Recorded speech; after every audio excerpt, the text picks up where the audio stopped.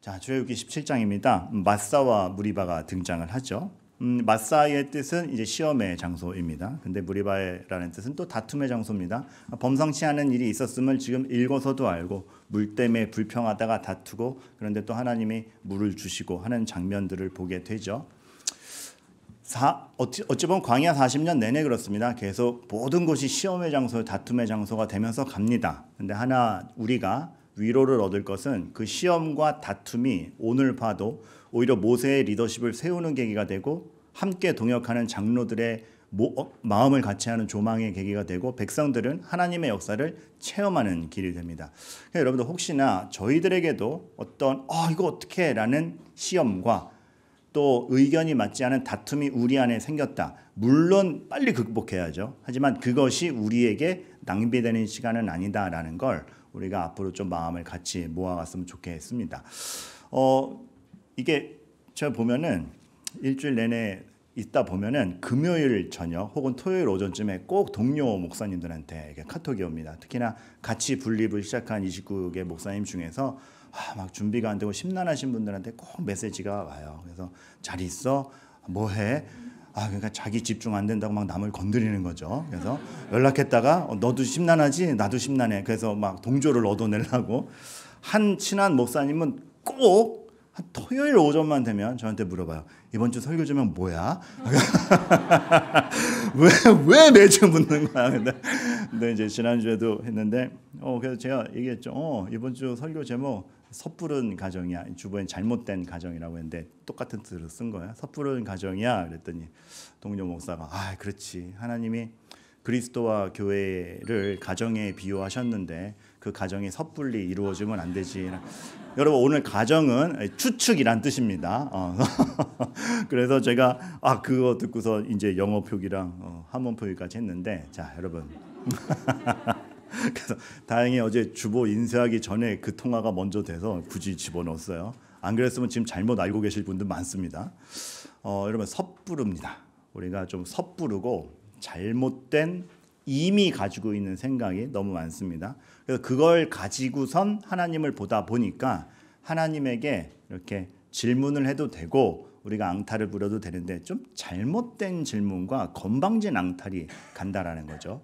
오늘 제가 여러분과 나누고 싶은 것은 여러분 우리 안에 혹시 하나님에 대한 좀 섣부른 생각과 잘못된 오해와 좀 우리가 가지고 있었던 가지면 안 될 왜곡된 전제를 가지고 있었다면 그거 하나님 앞에서 좀 털어놓으시기를 바랍니다. 전 가끔 그런 생각을 합니다. 성경이 어려운가? 성경을 바라보는 우리의 눈이 왜곡됐나라고 했을 때 이게 더 큰 것 같습니다. 사실 누구나 알 수 있게 써주신 건데 우리 마음과 눈이 삐뚤어져가지고 제대로 못 보고 있는 거 아니야? 라는 생각이 들기 때문에 그렇습니다. 그러니까 사실 마음이 안 좋으면 뭘 해도 시비가 되잖아요. 잘 있었어? 왜? 못 있었을까 봐? 밥 먹었어? 사주구나 얘기해. 그러니까 마음이 꼬여 있으면 그렇게 되는 겁니다. 그러니까 저는 이스라엘을 보면서 그런 생각 많이 하는 거죠. 하나님이 지금 잘못하셨는가? 아니요. 죄 때문에 우리가 하나님이 뭘 하시는지 못 보는 게 훨씬 큽니다. 그러니까 질문을 드려요. 오늘도 모세가 그 표현을 쓰지만 백성이 하나님을 시험했다라고 하고 있고 진짜로 여호와께서 우리 중에 계신가 안 계신가 이런 말을 하면서 하나님을 시험하는 듯한 발언들을 지금 이스라엘이 하고 있어요. 물을게요. 우리도 하나님을 시험할 수 있나요? 하나님은 우리를 시험하시죠. 그런데 우리도 하나님을 시험할 수 있나요? 자, 하나님이 우리를 시험하는 건 두고 보자가 아니죠. 시험하여 유혹이 아니라 시험하여 더 큰 거를 깨닫게 하기 위함이었죠. 하나님이 아브라함을 시험한 것이 아브라함에게 하나님이 누군지를 더 알려주시고 성숙하게 하셨지 함정에 빠뜨린 건 아니었습니다. 근데 반대로 우리가 하나님을 시험할 수 있는가? 하나님이 테스트의 대상인가? 혹은 우리가 하나님을 그럴 자격이 있는가? 요거 좀 다릅니다. 여러분 궁금해서 하나님 정말 모르겠어요라는 여러분들의 의심과 의구심과 질문에 대해서는 하나님이 얼마든지 받아주시고 설명해 주십니다. 완악한 바로에게도 설명하시려고 10가지 재앙으로 기다리셨는데 근데 여러분이 왜곡된 심정으로 시험하고자 한다면 그거 안 됩니다. 답 없는 답. 제 교수님 중에 답을 주는데 답이 하는 걸 주면서 더 큰 답을 주시는 분이 계셨어요. 뭔지 모르겠죠? 설명을 드릴게요. 제가 정말 존경하는 두 교수님이 계셨어요. 그 두 분 때문에 그 신학교를 택하기도 했어요. 근데 거기서 교수님들이 한 분은 우리나라 역사학계의 거장이세요. 근데 너무 겸손히 계셔서 사람들이 거장인지 잘 몰라요. 제 동기 중 하나가 그 교수님이 거장인 줄 모르고 자기가 얄팍하게 한 몇 가지 사실로 교수님께 질문을 했어요. 교수님 지난번에 이렇게 얘기하셨는데 제가 자료 찾아보니까 이렇게 돼 있고 이렇게 돼 있는데 이거 어떻게 되는 겁니까? 근데 놀라운 건 걔가 친구니까 걔라 그럴게요. 그 아이가 내민 자료가 그 교수님 제자 자료였어요. 그러니까 상대가 되겠습니까? 거기서 교수님이 자기가 가지고 있는 지식 다동원에서 확 찍어 눌렀으면 한 방에 날아갑니다. 근데 뭐라 그러실게요? 그런 게 있었습니까? 더 연구해서 저 좀 알려주세요. 그럼 저도 잘못된 걸 고치겠습니다. 고요해지는 거죠. 그러니까 찍어 눌러서 답을 준다가 아니고 태도를 고치는 겁니다. 그래서 질문한 친구가 지금 이게 상황이 이게 아니구나. 내가 오만했구나를 깨닫고 겸손해지는. 또 한 분의 스승님은 너무 에너지가 넘치셔가지고 설교 중에 육두문자를 쓰시는 독특한 분이세요. 진짜 막 그래서 그러니까 하여튼 이거 예를 못 듭니다. 그 교수님에게 인정받고 싶어하는 부류들이 있었어요. 그러니까 워낙 날카롭고 냉정하고 이러니까 그 교수님께 인정받고 싶은 아이들이 잘난 척하는 질문을 하는 거야. 나 여기까지 안다.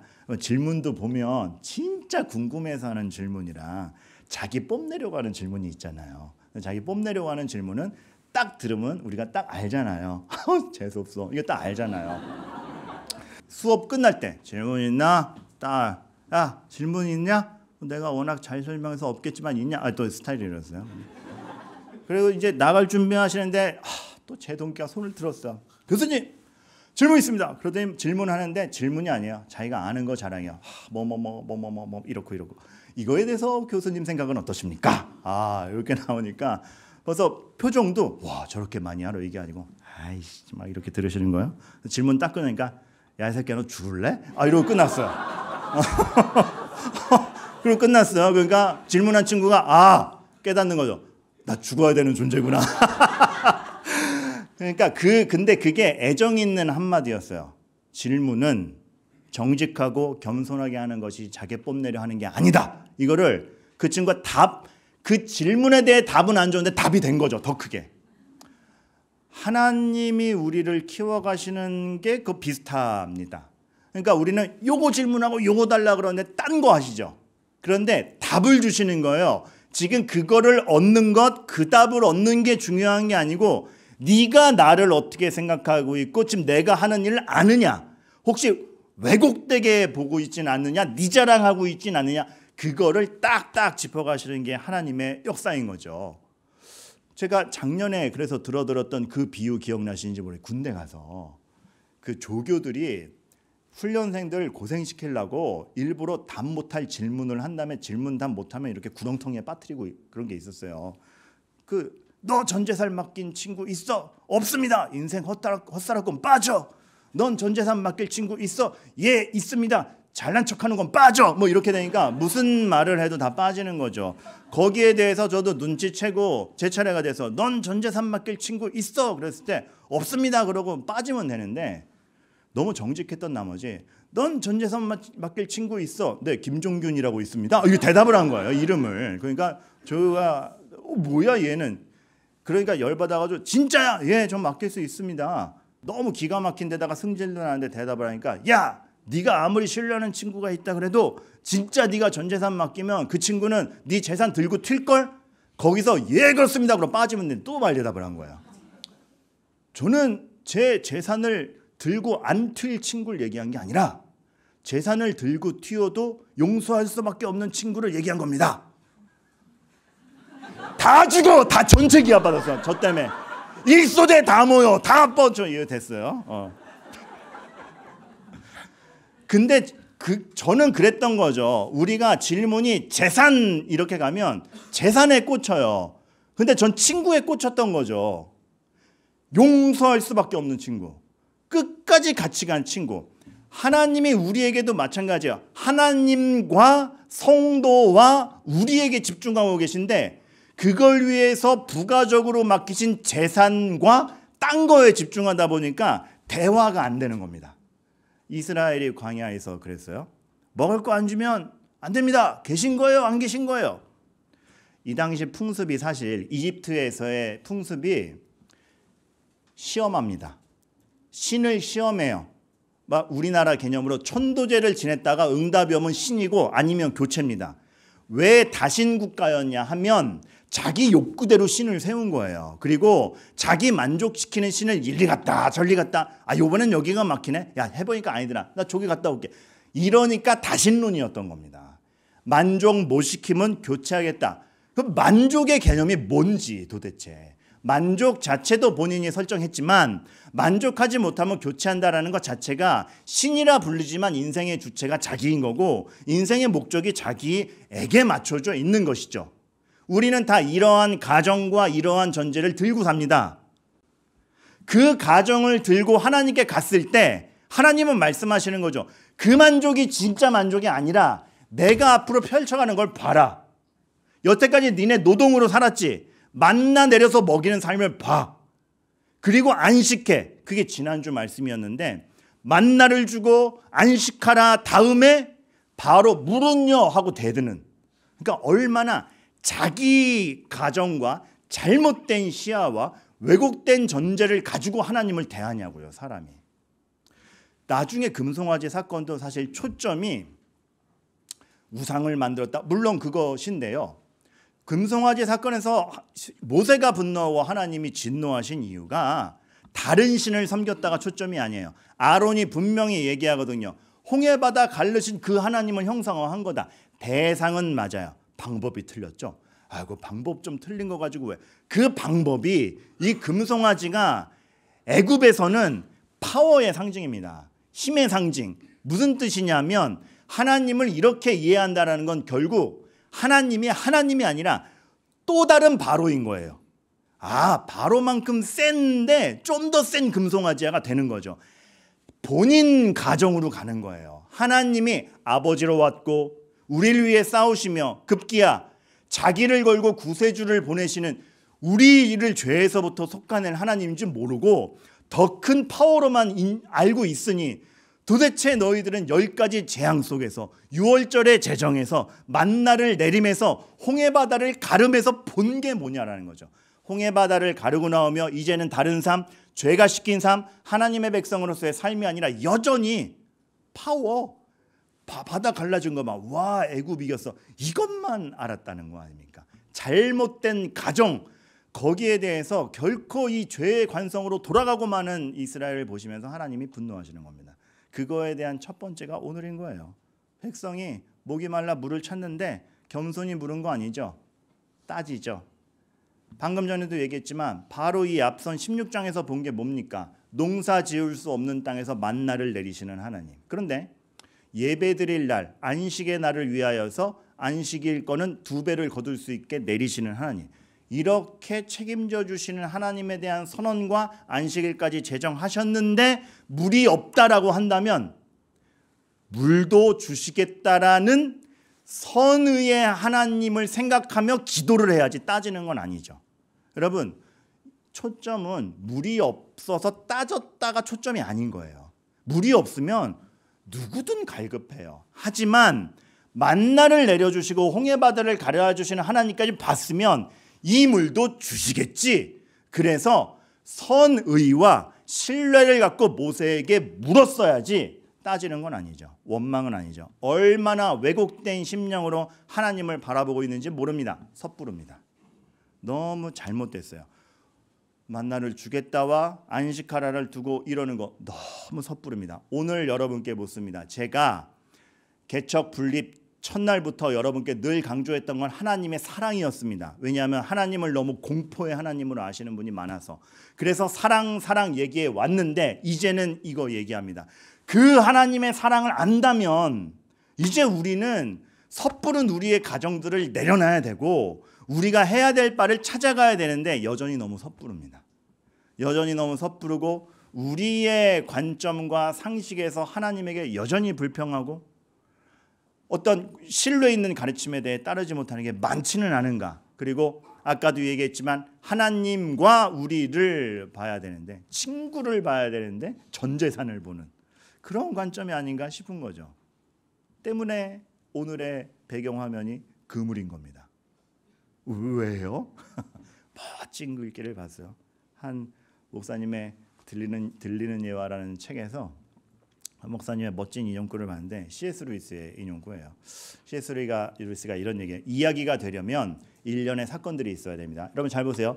바울이 하나의 구원과 믿음에 대해 선언하기 위해서 바울의 인생에 일련의 사건들이 있었습니다. 그랬기에 그 선언이 가능하죠.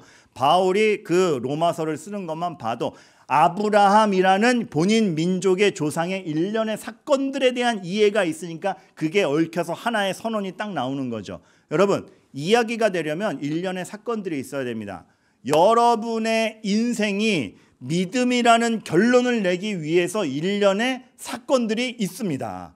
그리고 그 사건들이 얽혀서 이야기가 되고 있습니다. 그런데 우리가 어떻습니까? 이 일련의 사건들은 사실 큰 물고기를 잡기 위한 그물에 불과함을 이해해야 되는데, 이해되시죠? 이 사건들은 이게 얽히고 얽혀서 바울이 그 수많은 본인의 얽히고 얽힌 사건들의 이야기가 믿음이라는 결론으로 가듯이 우리에게도 지금 일련의 복잡한 사건들이 그물을 막 치고 있어요. 근데 하나님께서 여러분 인생을 하시는 거는 비유적으로 말하자면 그 얽힌 이거 왜 이러냐 하는 그물을 통해서 믿음이라는 물고기 여전히 잡아주시려고 딱 하고 있는데, 자, 두 가지 요거에 낚시해 보신 분, 이제 이게 그물이니까 어업을 하시는 분을 여쭈면 좋은데 지금 제가 알기로 저희 교회 어업 종사자분은 안 계셔서 낚시라도 하신 분, 낚시. 쉽사리 손을 못 드시는군요. 그러니까 지금 자기 사모님의 얼굴을 보신 분들의 정서는 이해가 됩니다. 자, 낚시를 해보면 던질 때마다 잡힙니까? 아니에요. 한 마리 잡기 위해서 그 장소에 정확하게 떡밥을 계속 뿌려서 고기들이 모이게 해야 돼요. 그래서 낚시를 잘한다는 건 여기 던지고 저기 던지고가 아니고 그 장소에 정확한 포인트에 계속 떡밥을 일정량 던져 넣느냐, 이게 승부수입니다. 여러분 그 미련해 보이시죠? 좀 딴 데도 던져보자. 아니요. 고기가 모일 때까지 그 포인트. 또 흥분했네. 죄송해요. 그리고 나서 20번 정도 던지면 하나 걸리는 거죠. 고기는 가끔 잡혀요. 우리가 투정하는 건 뭐냐면, 자, 잘 들으세요. 고기는 가끔 잡힙니다. 그리고 그물은 고기를 잡기 위한 거에 불과합니다. 그런데 우리는 가끔 잡히는 걸 투정하거나 그물에 집착해요. 왜 매번 안 잡히는 거야? 아니, 얽히고 얽힌 게 과정을 통해 가끔 잡히는데 그 가끔을 위해서 지금을 충성해야 되는데 가끔이라고 투정을 하거나 그물에 집착하는 거죠. 뭐가 잡히는지에 지금 창념하는 것이 아니라 그물에, 이거 또 엉켰네. 야, 금그물 없어? 금그물? 쇠그물 없어? 그 물에 집착하는 거예요. 하나님은 우리 인생의 이야기들을 얽히고 설켜서 그 인생 안에서 하나님의 뜻과 믿음이라는 것을 어느 순간 잡히게 하시려고 지금 밑밥을 깔고 계신데, 우리가 그걸 먹으러 왜 안 잡혀요? 왜 안 잡혀요? 투정하거나 고기는 못 보고 믿음은 못 보고 하나님은 못 보고 그물에 집착하는 겁니다. 더 비싼 그물 없어? 야, 쟤넨 그물 좋다. 저거 바꿔와. 그물에 집착하거나. 이럴 때 왜곡된 잘못된 가정들이 생기는 거죠. 거기서 하나님과 우리의 시선이 달라지고 하나님 앞에 불평이 생기고 그 불평이 안식을 깨버립니다. 여러분 참 안타까운 게 이 불평이 생겼다라는 게 하나님의 안식에 들어오지 못한다는 표현이 있어요. 이 무리바 사건은요, 시편 95편에도 하나님 마음으로 이렇게 얘기가 되고 있거든요. 너희는 무리바에서와 같이 또 광야 마사에서 지내던 날과 같이 너희 마음 완악하게 하지 마라. 야, 그때 진짜 너희가 나 시험하고 조사했지. 오늘 딱 그 말씀이잖아요. 그래서 생겨난 다툼들, 그래서 너희가 나에 대해서 함부로 여겼던 것들, 그 죄로 말미암아서 안식이 파괴되었다 선언하는 겁니다. 여러분 너무나 지금 성경이 조리 있게 가고 있죠. 16장에서 만나를 내려주심과 안식에 대해 선언했는데 왜 먹을 거 안 주냐는 투정의 인간과 안식을 깨버리는 인간이 딱 16장, 17장에 대조돼서 나오는 겁니다. 그러면서 하나님의 이 애달픈 마음을 보는 거죠. 하나님은 이것에 대해서 너무 가슴 아파하고 계십니다. 우리는 하나님의 마음을 너무 읽지 못할 때가 많은데요. 제 교수님의 비유대로 해보면 그래요. 여러분들 한 성도님이 신방 갔다가 이런 질문하신 적이 있어. 목사님 하나님은요 노아의 홍수 한번 쫙 하고 나서 죄인들 다 심판됐으니까 시원하셨겠어요. 여러분 하나님 그러셨을까요? 여러분 가정에 비유해 볼게요. 우리 교수님의 비유대로 애가 아빠 지갑에 손을 댔어. 돈을 주면 좋죠. 손을 댔어요. 훔쳐간 거예요. 우리의 자식이 부모 돈이나 훔치는 아이라니 정직하게 용돈을 달라고 그러지 못하고 그래서 나중에 너 일로 와. 너 아빠 거 도둑질했지? 죄송해요. 너 벌 받아. 그리고 뭐 벌을 주든가 회초리를 때리든가 했다고 칩시다. 그러면 회초리를 넌 도둑질하는 건 나쁜 버릇이야. 다신 그러지 마. 그럼 죄의 값을 받아. 그럼 막 벌을 내린 다음에 회초리 때린 아빠 마음이 이제 우리 집엔 공의가 실현됐다. 이게 아빠 마음입니까? 때리고 안 좋죠. 하나님의 마음이 얼마나 애달플까 생각하셔야 돼요. 잘못된 가정하에서 우리는 마치 악인의 심판을 선언하신 하나님이 악인이 심판받으면 좋을 거라 생각하시지만 에스겔에서 한 명의 악인도 죽기를 바라지 않는다라는 애절한 하나님의 마음을 보셔야 되고 악인은 반드시 죽으리라는 그러니 그 길로 가지 마라라는 사랑을 담보한 말씀으로 알아듣고 여러분들이 하나님 앞에 반응해야지 하나님의 마음을 알아야 됩니다. 근데 우리 하나님의 마음 너무 몰라요. 이 물사건 하나로 하나님의 안식이 깨졌다라고 할 만큼 지금 치명적인 겁니다. 95편의 무리바 사건은 그것이 출애굽기 17장 사건인지 20장 사건인지는 의견이 분분합니다. 왜냐하면 무리바는 지역 이름이 아니라 별명이었기 때문에. 근데 무리바라는 사건 자체는 2번 나오죠. 어디 나오죠? 민수기 20장이랑 오늘 읽은 출애굽기 17장에 나옵니다. 두 사건은 다르다고 봐요. 왜냐하면 목사님 둘 다 신광야에서 일어났는데요. 영어로만 봐도 하나는 sin이고 하나는 zin입니다. 달라요. 히브리어로도 알파벳이 달라요. 게다가 하나는 출애굽기 하자마자의 사건이고 민수기 20장은 많은 여정을 지난 다음에 마무리될 때 시점이 다릅니다.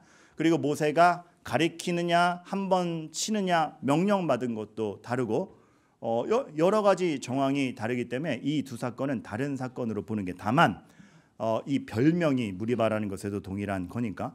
근데 여기서 이제 시편 95편이 둘 중에 어느 사건인지 모르겠지만 행간은 똑같아요. 근데 민수기 20장 사건을 들어서 얘기를 하자면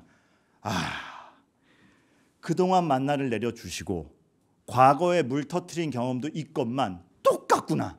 근데 여기서 모세가 특별히 더 화난 지점이 있어요. 민수기 20장 3절 보면 백성이 모세와 다투는데 모세가 이 말 듣고 4절부터 광분합니다. 퀴즈, 어느 말에 제일 화났게 해요? 맞춰보세요. 일부 예배 때도 이건 맞출 때까지 제가 답 안 알려드렸습니다. 기다릴 거예요. 한번 생각해보는 시간. 뭘 것 같으세요? 죽었더라면 그러니까 우리도 자식이 나가 죽을 거야 그럼 속상하죠. 근데 그거보다도 이것입니다. 우리 형제들이. 여기서 우리 형제들이 누구냐면 고라당. 대대적인 반역을 일으켜서 하나님 앞에 즉결 심판받아서 땅에 꺼지는 그 하나님 앞에 덤볐다가 진짜 심판을 당한 끝까지 회개하지 않은 이들을 우리 형제들이라고 합니다. 모세가 여기서 뭐라 그랬어? 지금 하나님이 너희들을 죄에서 꺼내어 살리려고 지금 이렇게 가고 있고 너희를 포기하지 아니하며 의복이 상하지 않게 아니하며 음식이 끊기지 아니하게 하고 약속의 땅으로 지금 보내려고 하는 그런 와중에 너희들을 보살피고 있건만 하나님에 대한 악함으로 심판받은 그들을 형제라고 부르는 너희들의 정체성은 도대체 뭐냐? 너희들의 욕구가 채워지지 않는다고 죄로 꺼져간 사람들을 형제라고 부를 정도로 얘기한다면 도대체 너희를 자녀로 부르신 하나님이 뭐냐? 우리가 하나님 앞에 내 기대대로 안 됐다고 이렇게까지는 아니지만 이렇게 방불하게 생각하는 건 없습니까? 차라리 아우 내 예전이 낫지 라는 비슷한 심리로 우리가 하나님을 함부로 대하는 건 없습니까? 여러분, 우리 하나님께 너무 섣불러요. 그리고 돌이키지 않아요. 우리를 형제들이라고 부르는 이스라엘을 볼 때 돌이키지 않아요. 그리고 은혜를 기대지를 않습니다. 백성도 모세도요. 네, 모세도 결정적 실수가 있었죠. 오늘 봐도 지팡이를 내밀으라 할 때 너에게 능력을 주마, 능력을 뿜어라가 아니라 상세히 설명하시죠. 나일강을 피로 변하게 했을 때 내밀었던 지팡이라고 하심으로써 모세에게 지정하시는 겁니다. 내가 너를 통하여 내 은혜와 능력을 드러내마. 걱정하지 말아라. 그래서 오늘 장면에서 모세가 바위를 치는 거는 모세의 능력으로 되었다가 아니라 애굽 앞에서 그 이적을 행했던 그 능력이 우리에게 살리는 능력으로 와서 하나님의 은혜가 우리들에게 있다. 너희들의 노동과 너희들의 생각과 너희들의 방편으로 살아가는 이스라엘 백성들아, 하나님께 제발 섣부르지 말고 돌이켜 우리를 살리시는 아버지 하나님을 인정하고 그 은혜에 기대라 하면서 치는 것이 물이 터져 나옴입니다. 민수기 20장에서도 그것이 은혜였기 때문에 모세의 퍼포먼스 때문에 이루어지는 일이 아니라 사람이 개입해서 되는 일이 아니라 철저히 온전한 아버지 하나님의 능력으로 이루어지는 일. 사실 바위에서 물이 터지는 거는 그냥 창조 능력이죠. 없는 곳에서 나오는 거 아닙니까? 물이 변하여 포도주 됐네도 나올 수 없는 것에서 나오는 겁니까? 온전한 창조 능력. 그만큼의 하나님의 능력이 발현되는 것이고 이 우리의 여정이 우리의 인생이 하나님의 은혜로 말미암는구나를 알려주시기 위해서 모세에게 가리키라라고 했죠. 너의 퍼포먼스로 되는 게 아니다. 근데 모세가 거기서 본인의 정분을 참지 못하고 이건 정분이 아니고 뭐죠? 죄송합니다. 그 너무 정분도 맞네요. 감정정자의 분할 분자니까 두 번 때리죠. 이것은 더 많은 모형적 의미에서 비유적 의미도 있지만 가장 중요한 건 하나님의 은혜를 기대지 않은 표상입니다. 사람이 얼마나 자기 의미를 살아가는가, 자기 가치대로 살아가는가. 여러분, 섣부른 여러분들의 가정을 돌이킵시다. 정말 하나님 앞에 맞춰가기를 바랍시다. 대부분 성경에서 난해 구절이라고 되어 있는 거 우리가 이해 못하는 것이지 하나님이 잘못된 거 없습니다. 점점 깨달아가게 돼요. 어떻게 이렇게 잔인하실 수 있어? 우리가 생각하는 것보다 죄가 큰 겁니다. 우리가 모르는 하나님의 마음과 행간이 있는 겁니다. 그거 알아가기 위해서, 알려주시기 위해서 그 많은 그물들을 거쳐서 그게 그것이다라고 하며 하는 고기 한 마리를 딱 믿음으로 주시는 것이죠. 그럼 여러분, 오늘은 설교가 이 질책으로 끝나느냐? 여러분들 가정 잘못하지 마세요. 여러분들 잘못된 가정 너무 많아요 라고 질책하고 끝날 것이냐?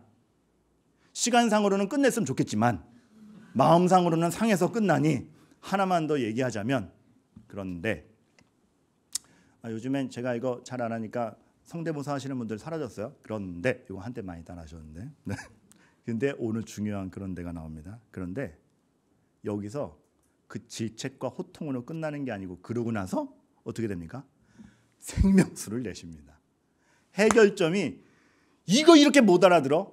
만나준다 그랬는데 불평을 해? 싸워? 이런 생명수. 여러분, 하나님은 늘 그래요. 잘했으니까 나오는 것이 아니라 그렇게 우리를 이끌어 가시는 겁니다. 구원과 홍해바다를 가름과 구원과 그 인생을 책임지심과 하나님이 너희 편임을 알려주셨는데도 그런데 물은 어때요? 자기 욕심 안에서 다시 반항하여 나오는 그 모자란 인간들에게 하나님이 해결점으로 주시는 것은 이런 생명수를 먹고 내가 진짜 하나님을 알아라. 그리스도의 보혈이 죄 가운데 꺼내요 은혜 가운데 다스려가는 인생 가운데에서 여전히 그물에만 창념해 불평하는 죄된 우리들에게, 지난주 설교와 같이 죄의 관성으로 돌아가는 우리들에게 예수 그리스도라는 보혈의 생명수를 주심으로써 해결함 주시는 것이죠. 그래서 16절의 안식이 이들의 불평으로 깨졌는데 생명수로 그리스도의 피로 다시 회복되는, 그래서 우리가 그리스도의 부활의 날 주일에 예배 드리는 이것이 목사님 저 교회 나갈 자격도 없어서가 아니라, 그러니 나오셔서 마시고 가시고 회복되어 가시고 용기되어 나오시고 제발 돌이키시면 됩니다. 그것을 기대서 나오는 게 우리입니다. 여러분 정리합니다. 우리가 하나님을 시험할 수 있는가? 여러분 정말 궁금하신 건 정중히 물으세요. 그러나 하나님은 우리 시험의 대상이 아닙니다. 예수 그리스도도 주너의 하나님을 시험치 않으셨습니다. 하실 권위가 있으심에도 불구하고 뛰어내려서 건져내야 하나님이 아니다. 하나님은 하나님이며 우리의 하나님이다. 다니엘의 세 친구 얘기를 들으면 그리 아니하실지라도 하나님은 하나님이다. 근데 우리는 그물 찢어졌다고 불평하지 않습니까? 안 잡힌다고 불평하지 않습니까? 그거는 스토리일 뿐이고 그 그물을 거쳐서 잡힐 믿음과 하나님의 뜻을 못 보고, 그래서 이 말 다시 기억하게 되죠. 가끔 잡히는 걸 투정하거나 그물에 집착하거나. 네, 그럼에도 불구하고 여러분의 삶이 너무 힘든 거 압니다. 그래서 같은 맥락인데 위로되는 말씀 다른 표현 하나 소개해드려요. 찰스 스윈돌이라는 목사는 이렇게 얘기했죠. 우리 지친 강도 굽이쳐서 결국은 바다로 흘러가지. 이 그물로 뭐가 잡힐까? 던진다가 뭐가 되나? 잡히지. 목사 오늘 힘이 하나도 없어. 내가 뭐 인생 제대로 가는지도 모르겠어요. 합력하여 선을 이루지. 여러분들이 하나님 앞에만 있다라면, 오늘 이 모든 인용글을 소개해 주신 한 책의 저자 이재원 목사님이 이런 얘기를 해요. 그 목사님의 사실 이 인용구들을 찾아낸 게 그 목사님 그 글의 제목이 너무 독특해서 그랬는데, 제목이 이래요. 그리스도인은 물고기를 낚는 어부이거나 물고기가 삼킨 어부이거나. 여러분 낚는 어부 입장 되신 적 있죠? 네, 물고기가 삼킨 어부인 입장 되신 적 있으세요? 불평합니다. 못해요. 이 말이 돼요? 요나처럼 도망가죠. 물고기에 삼키죠. 그래도 보는 겁니다. 둘 다 그리스도인입니다. 여러분 아직 낚는 어부가 안 되셨다면 낚는 어부로 가주세요. 근데 여러분 반항해서 삼킨 어부가 되었다라면 그 지금 3일 밤 어두운 가운데 있는 거 다 하나님이 주관하고 계시고, 다시 고기가 뱉어냈을 때 하나님이 맞구나 하고 여러분의 잘못된 가정 다시 바로잡아 가시면 됩니다.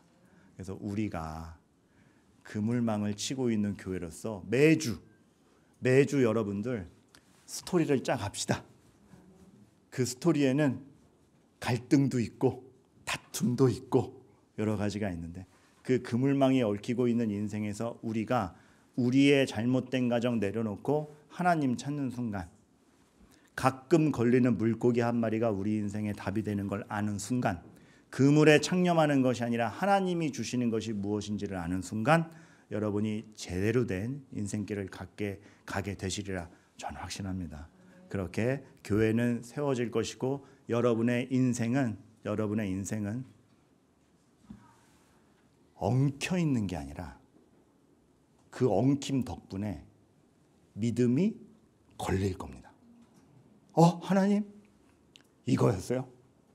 하는 순간이 꼭 올 거니까 우리 같이 기도하면서 갑시다. 다만 돌이킵시다.